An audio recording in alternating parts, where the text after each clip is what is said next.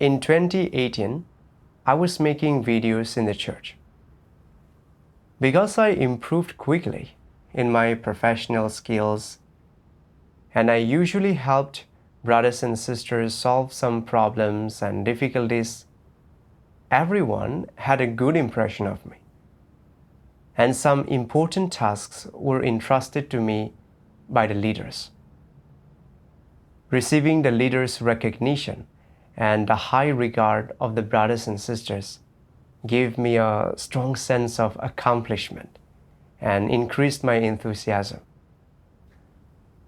Although I wasn't the team leader, I would promptly identify and analyze the problems in our work.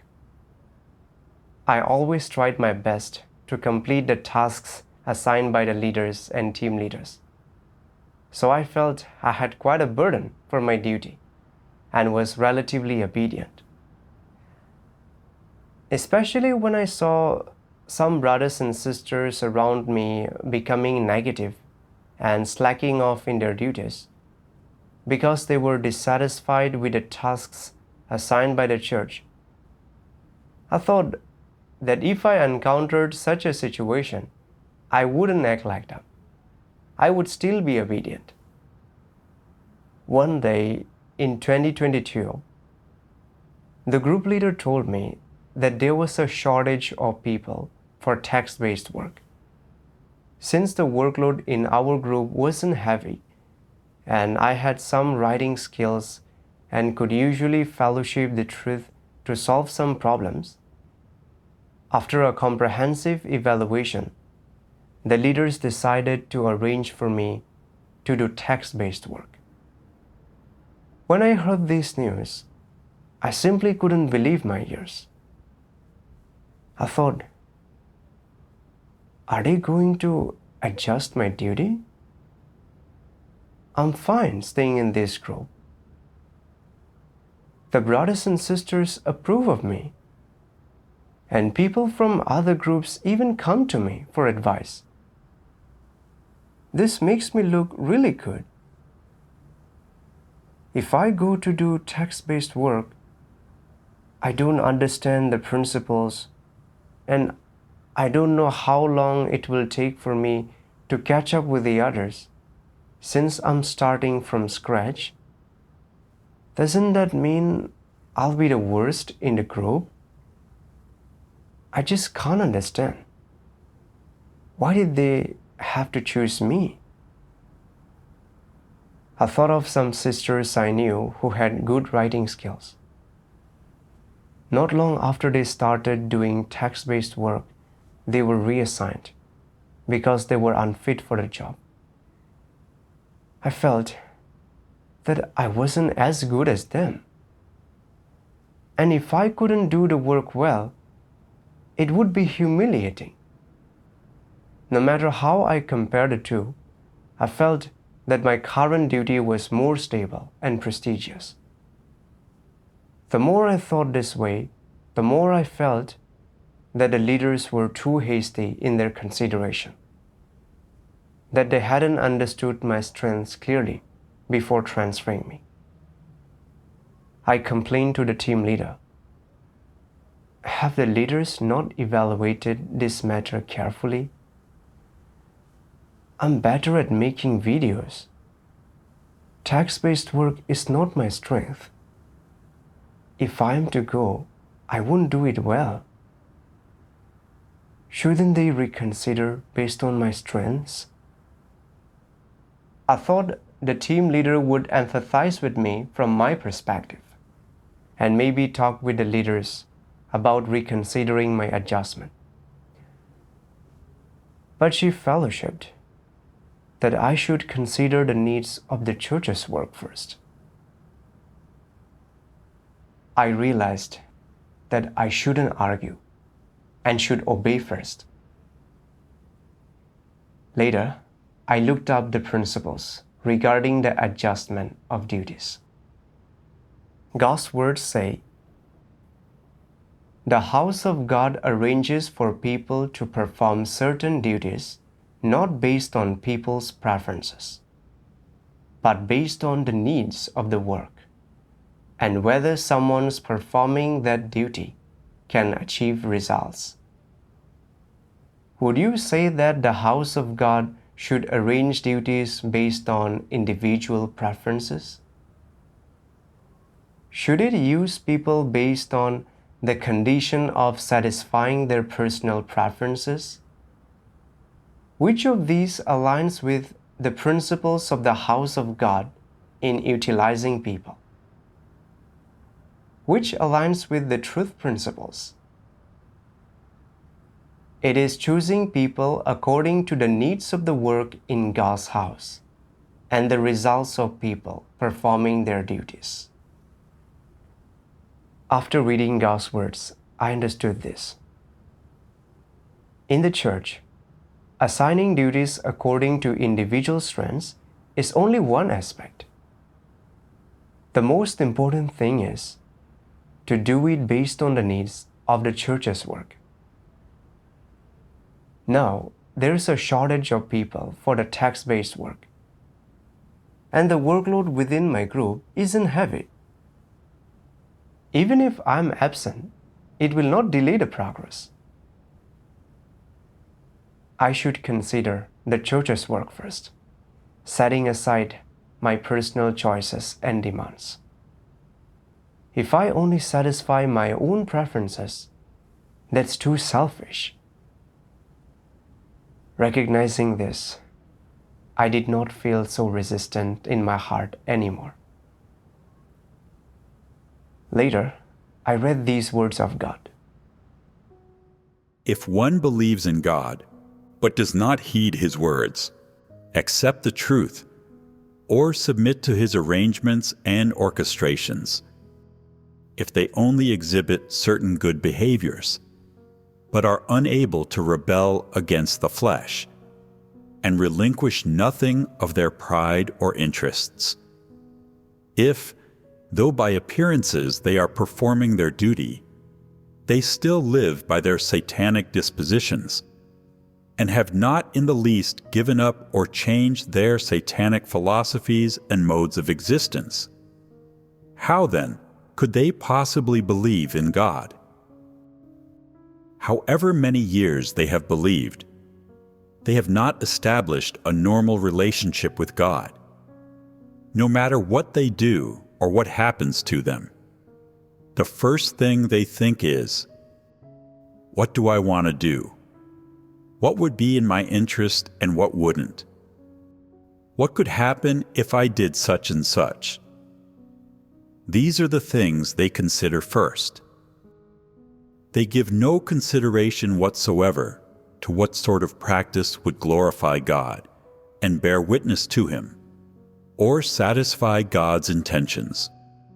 Nor do they pray to seek what God's requirements are and what His words say. They never pay attention to what God's intentions or requirements are, and how people must practice in order to satisfy God. Though they may sometimes pray before God and fellowship with Him, they are merely talking to themselves, not sincerely seeking the truth.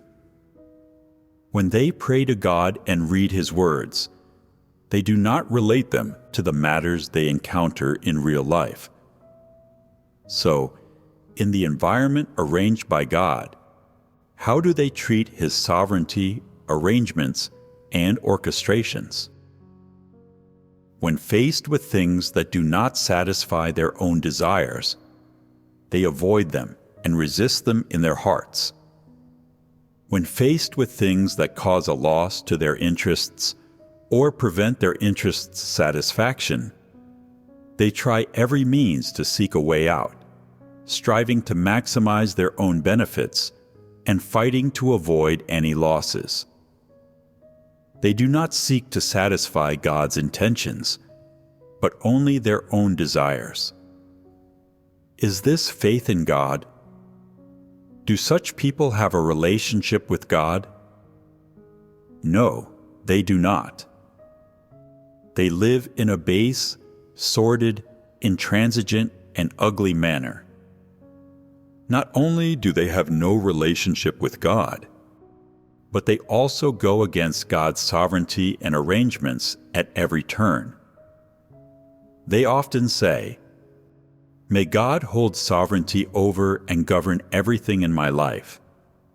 I am willing to let God take the throne and reign and rule in my heart. I am willing to submit to God's arrangements and orchestrations." However, when the things they are faced with harm their own interests, they cannot submit. Instead of seeking the truth in an environment arranged by God, they seek to turn and escape from that environment.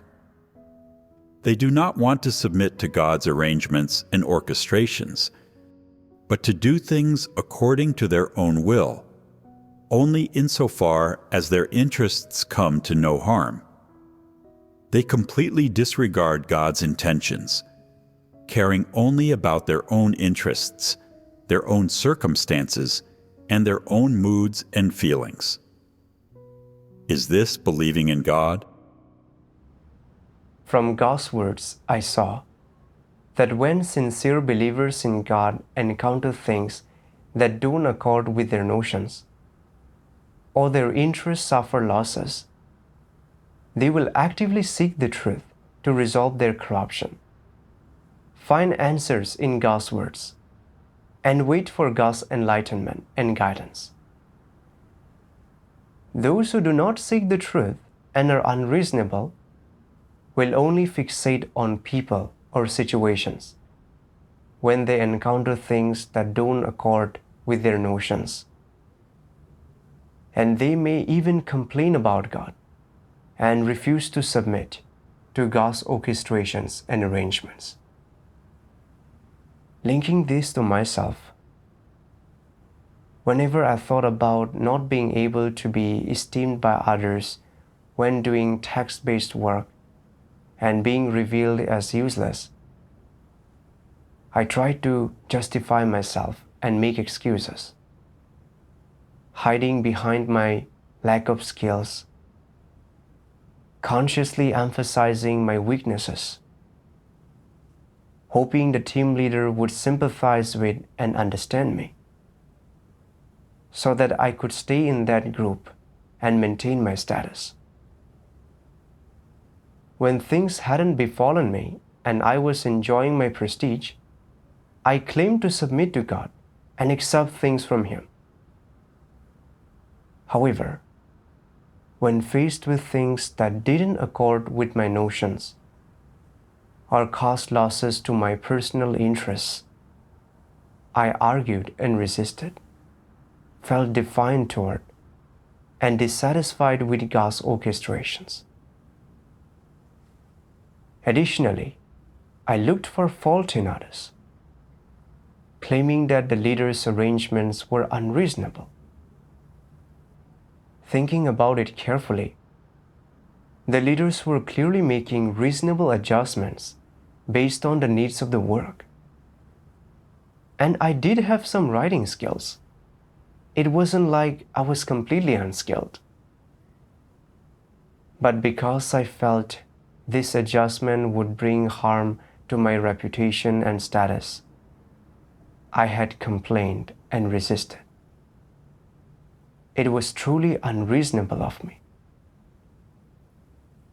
So I prayed to God, willing to accept this from Him and submit, and try my best to do the text-based work. After the adjustment of my duty, I saw that most of the brothers and sisters there had better writing skills than I did. Some had previously been leaders, and some had been doing text-based work for years. They had a good grasp of the principles, and they discussed issues and expressed their views clearly and insightfully. I felt quite envious. Unknowingly, I became a bit frustrated, thinking about how I had just started and I was already so far behind them.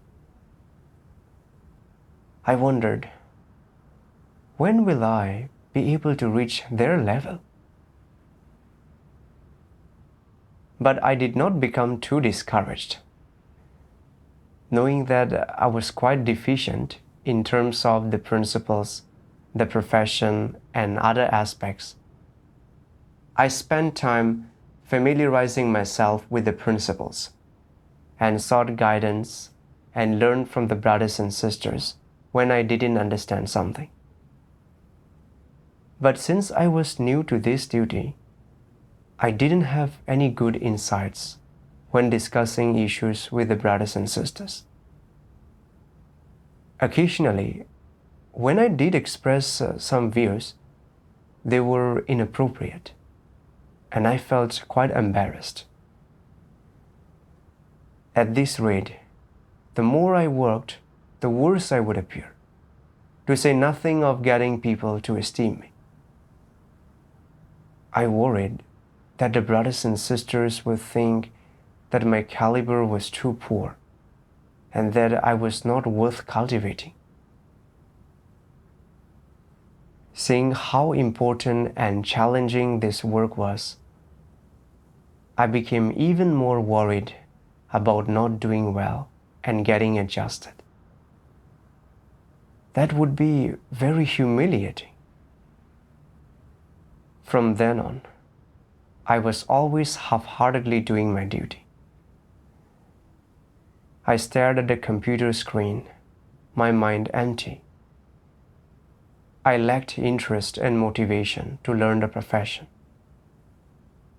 There was a constant, inexplicable sense of despondency in my heart.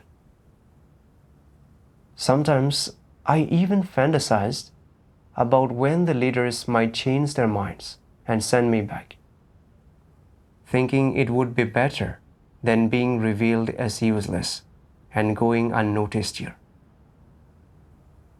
Later, the sister who was coaching me in the profession identified some issues of principle in my duties. When she analyzed them, she even pointed out these problems and deviations in the group. I felt very embarrassed. Unconsciously, memories of when I used to make videos came to mind. Back then, I was prestigious. People came to me with questions, and I was the one pointing out mistakes to others most of the time. Now, however, I had become a negative example and constantly had my mistakes pointed out. It was simply two extremes. This contrast made me even more negative. I even thought about telling the leaders that I wasn't capable of this work and wanted to go back to make videos. But I was afraid others would say I wasn't being obedient. So I reluctantly did my duties. One day, I suddenly remembered God's words that said,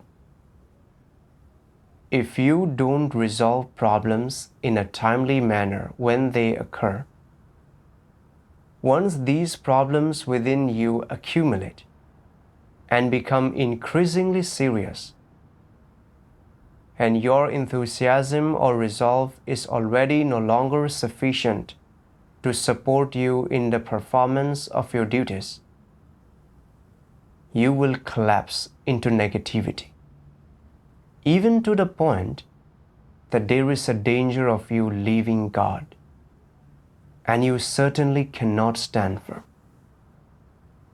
I realized that not addressing this negative state was very dangerous.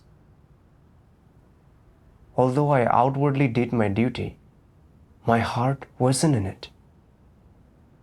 I often reminisced about the times when I was esteemed and praised by others, and I never gave it my best effort. I realized that this problem had to be resolved, and I couldn't continue to be perfunctory and dupe myself like this. Later, when reflecting, I read God's words. Let no person think of themselves as perfect, distinguished, noble, or distinct from others. All this is brought about by man's arrogant disposition and ignorance. Always thinking of oneself as set apart, this is caused by an arrogant disposition. Never being able to accept their shortcomings and never being able to confront their mistakes and failures, this is caused by an arrogant disposition. Never permitting others to be higher than themselves or to be better than themselves, this is caused by an arrogant disposition. Never allowing others' strengths to surpass or exceed their own, this is caused by an arrogant disposition.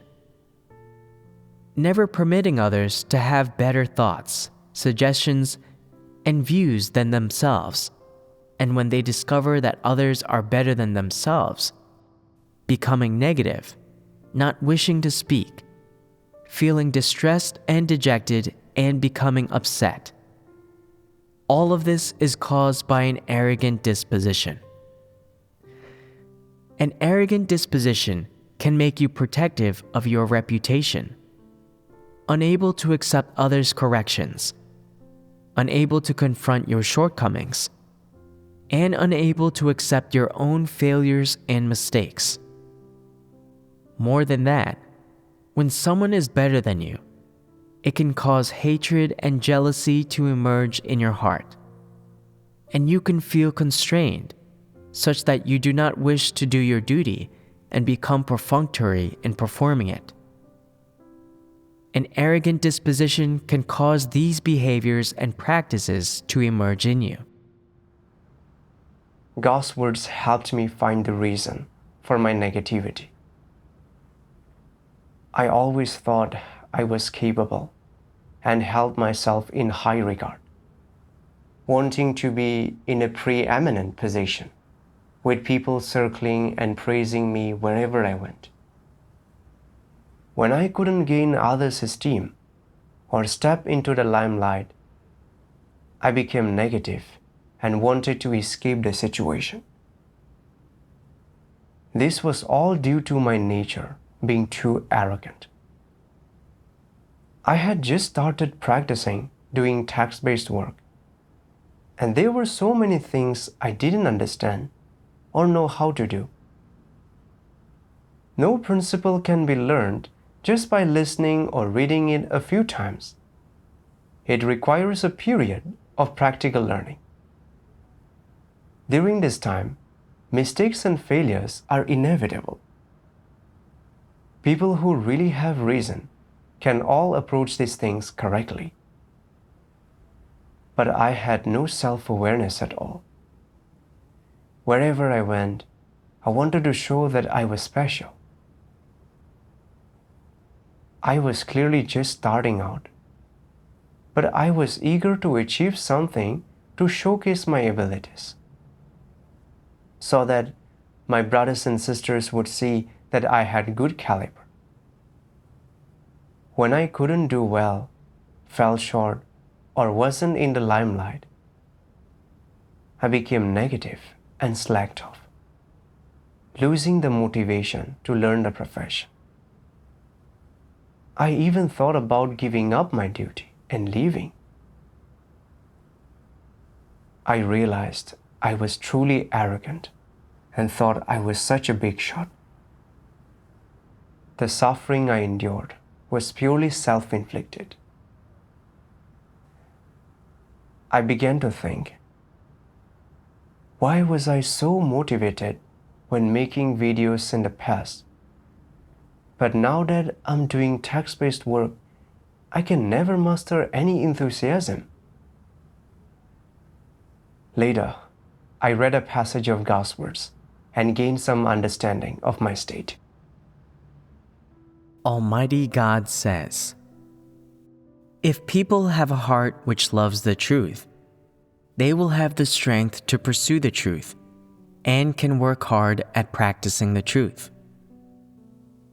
They can abandon that which should be abandoned and let go of that which should be let go of.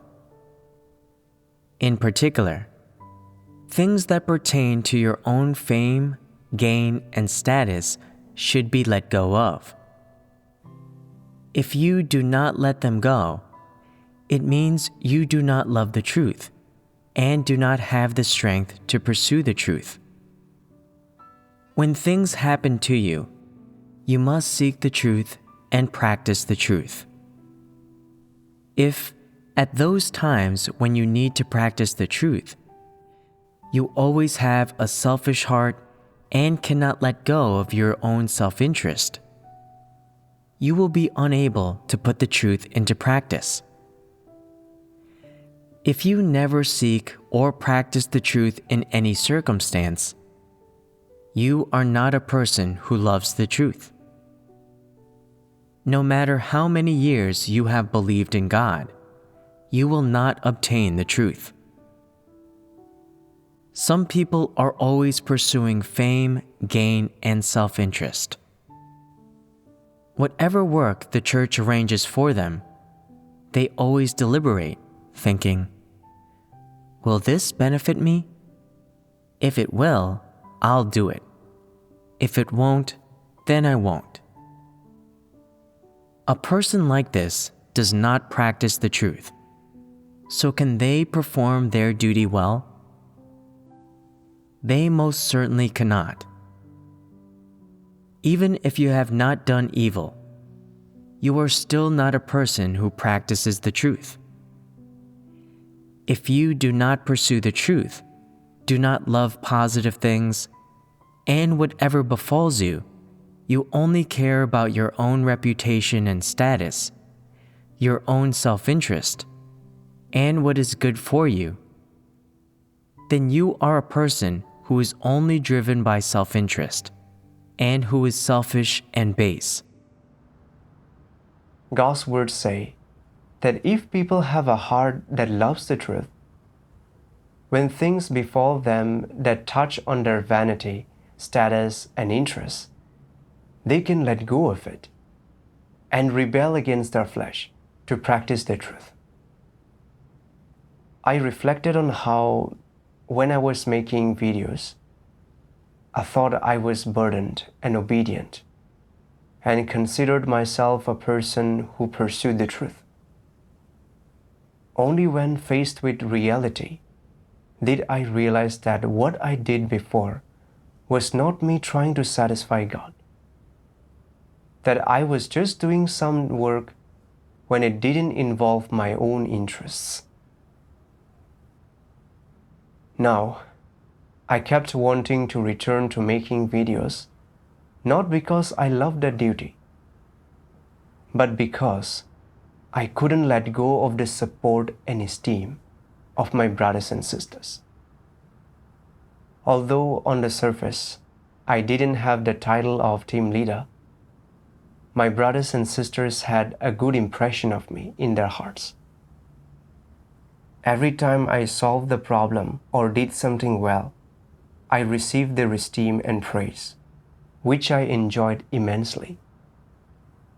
Therefore, no matter how much of a price I paid or how much I suffered, I had no complaints. In contrast, doing text-based work made me feel humiliated.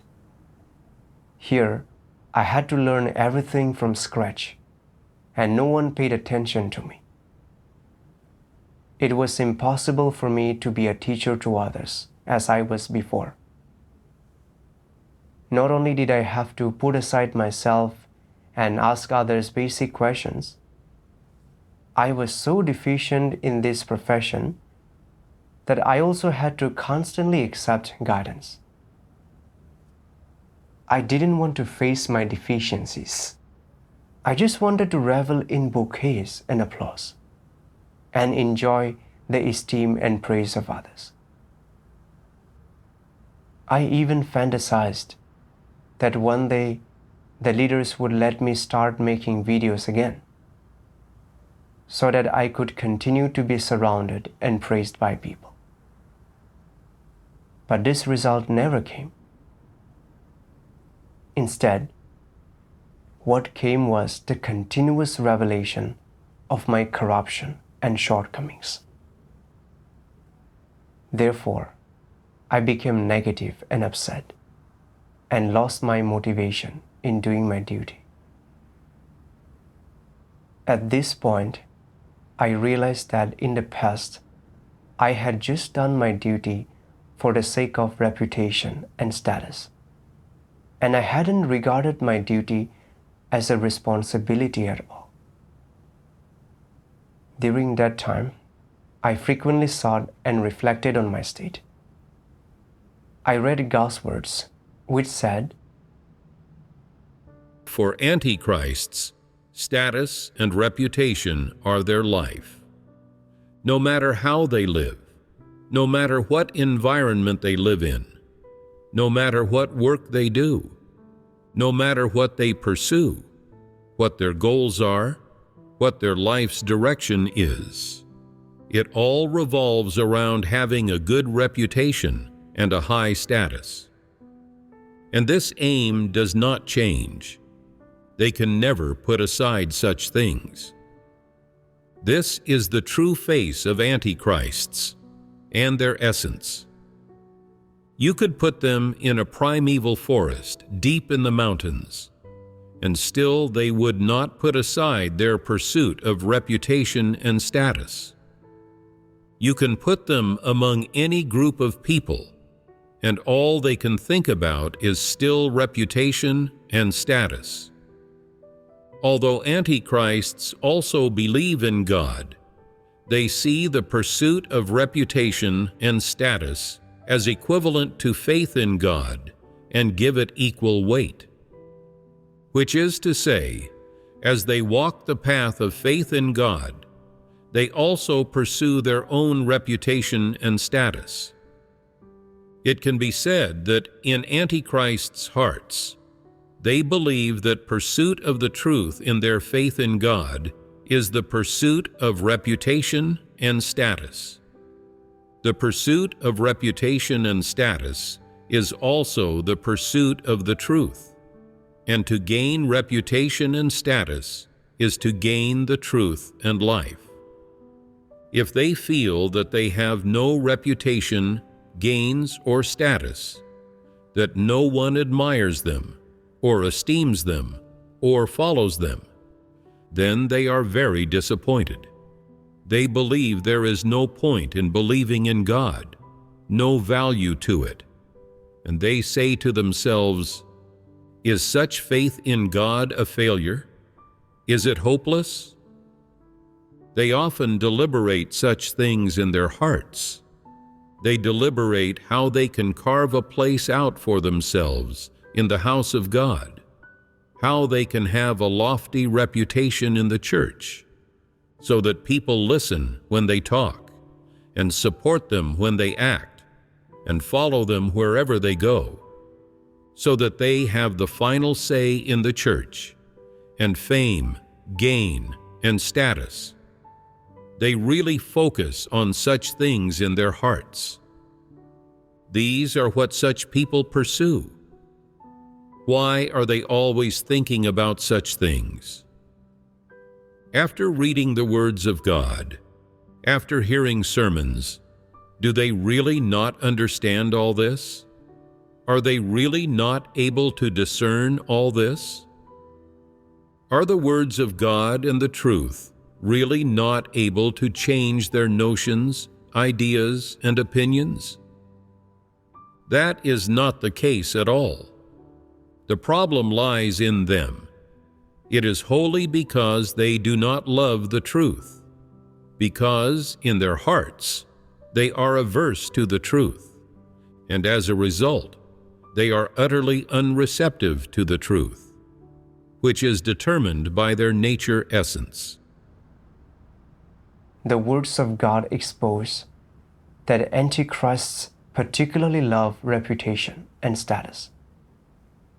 They believe in God, forsake things, and expend themselves all for the sake of reputation and status. Once they lose their status, it's as if their life is taken away. they lose interest and motivation in everything. Reflecting on my own behavior, I realized I was just like an antichrist, craving admiration and worship from others, and even considering the pursuit of reputation and status as a positive thing. For many years, I have been chasing after it. At home, my father often told me to stand out above the rest and bring honor to the family, and that being a successful person was the only way to have a future. At school, teachers instilled in me the idea that man struggles upward, water flows downward. These things were continuously instilled in my thoughts, making me increasingly fond of reputation and status, and willing to endure any hardship for it. During my school years, in order to achieve good grades and gain the praise and admiration of teachers and classmates, I would drink coffee to stay up late doing assignments, and even attend classes while sick. For the past few years in the church, while making videos, I outwardly endured hardship and paid the price, learning skills and doing more work, all with the goal of gaining others' admiration. When my duty was changed and I no longer received admiration from others, and even revealed my own shortcomings and inadequacies due to mistakes, I became discouraged, misunderstanding and resenting the circumstances God arranged, and lost motivation in doing my duty. I saw that I was living for reputation and status, constantly thinking about how to gain others' admiration. What I pursued was completely contrary to what God requires. I thought of God's words that say, God loathes nothing more than when people pursue status, and yet you still mulishly compete for status. You unfailingly cherish and protect it, always trying to take it for yourself. And in nature, is all of this not antagonistic to God? Although I haven't yet resorted to winning people over, establishing myself, or creating an independent kingdom for the sake of status like an antichrist, and haven't yet committed any obvious evil deeds, my intentions and views on pursuit were wrong. I constantly sought to have a place in people's hearts. Continuing down this path is dangerous and detestable to God. Realizing this, I was very grateful for God's protection. Through this adjustment in my duties, I was prompted to reflect on the wrong path I was taking and to turn back in time. This is God's salvation for me.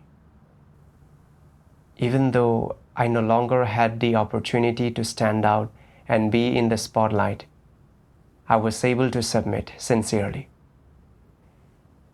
I also felt some regret for wasting so much time over the past few years.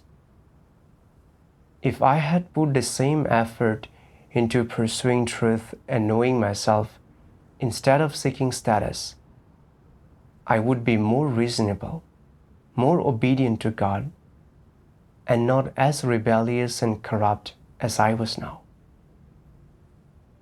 To address these issues, I read 2 more passages of God's words. Almighty God says, if you wish to give all your loyalty in all things to satisfy God's intentions, you cannot do it by just performing one duty. you must accept any commission God bestows upon you.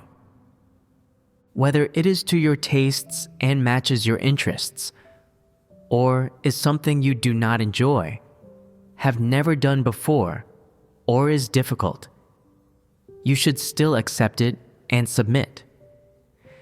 Not only must you accept it, but you must also proactively cooperate and learn about it while experiencing and entering.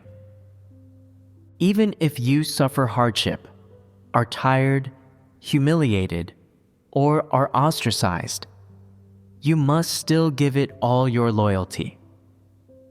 Only by practicing in this way will you be able to give all your loyalty in all things and satisfy God's intentions.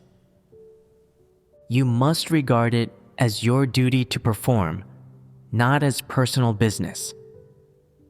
How should you understand duties? As something that the Creator, God, gives someone to do.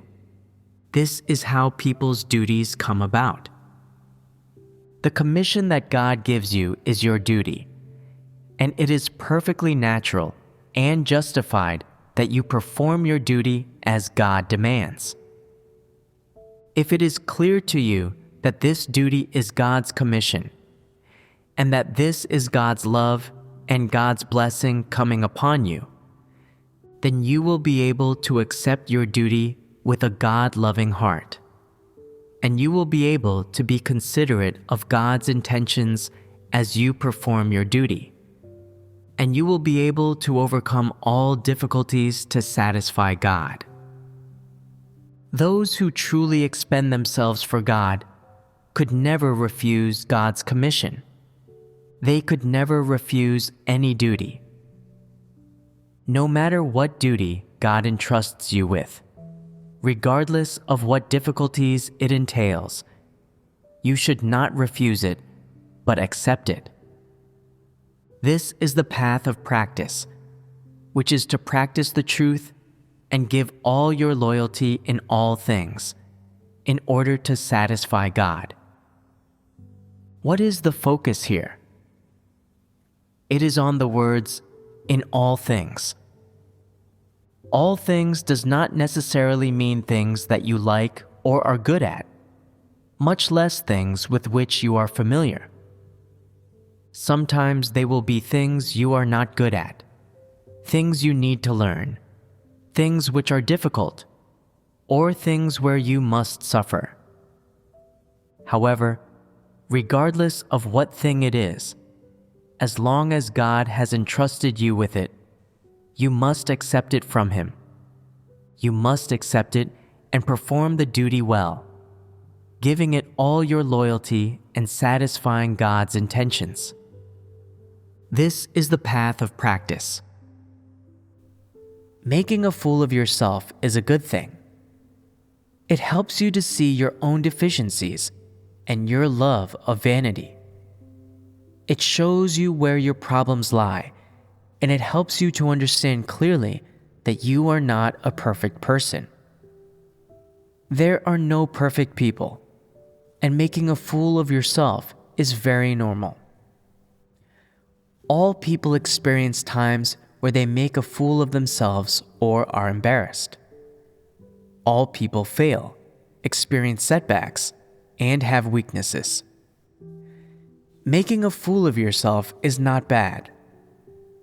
When you make a fool of yourself but do not feel embarrassed and do not feel depressed deep inside, that does not mean you are thick-skinned. It means that you do not care whether making a fool of yourself will affect your reputation. And it means that your vanity no longer occupies your thoughts. It means that you have matured in your humanity. This is wonderful. Is this not a good thing? It is a good thing. Do not think that you have not performed well or that you have bad luck, and do not look for the objective causes behind it. It is normal. You may make a fool of yourself. Others may make fools of themselves. Everyone may make a fool of themselves. Eventually, you will discover that everyone is the same. All are ordinary people, all mortals, that no one is greater than anyone else, and no one is any better than anyone else. Everyone makes a fool of themselves sometimes, so no one should make fun of anyone else. Once you have experienced numerous failures, you gradually mature in your humanity. So whenever you encounter these things again, you will no longer be constrained, and they will not have an impact on the normal performance of your duty. Your humanity will be normal, and when your humanity is normal, your reason will be normal too. After reading God's words, I found a path to practice in this situation. Whether or not I would be admired by others or have opportunities to stand out, I must submit to the environment arranged by God and treat my duty sincerely, putting my heart and strength into it. It was my responsibility and what I should do. Later, even though sometimes the work I had finished still had mistakes, and when others pointed out many issues I felt bad, I no longer reacted negatively.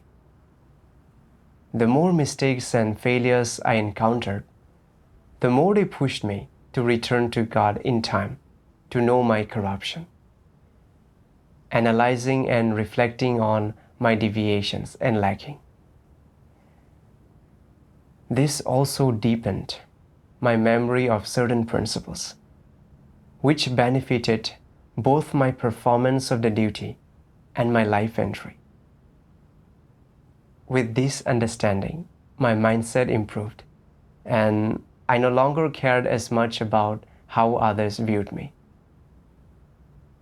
In terms of the profession, I analyzed my deviations and problems, sought help from brothers and sisters when I didn't understand something, and looked for and entered into relevant principles. I also learned from others' good practices. Regarding my state, I used my spare time to reflect and ponder, knowing myself based on God's words concerning my revealed corruptions. After practicing this for a while, I started to like my current duty, and the results of my duty improved compared to before. Looking back on this process, I've realized God's earnest intentions. Doing my duty in this environment has brought me many gains. It was through these failures and revelations that I could see clearly my lacking and true stature. Learn to submit to God's sovereignty and arrangements, and seek the principles more in my duties.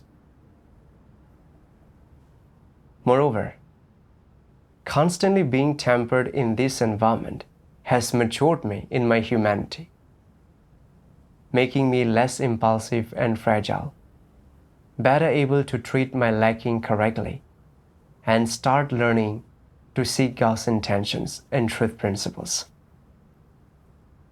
All these are training and perfection for me.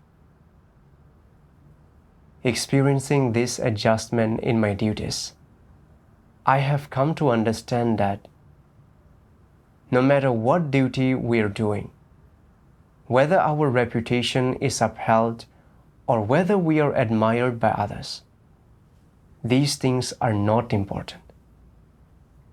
What matters is whether we can submit to God and have testimonies of practicing the truth.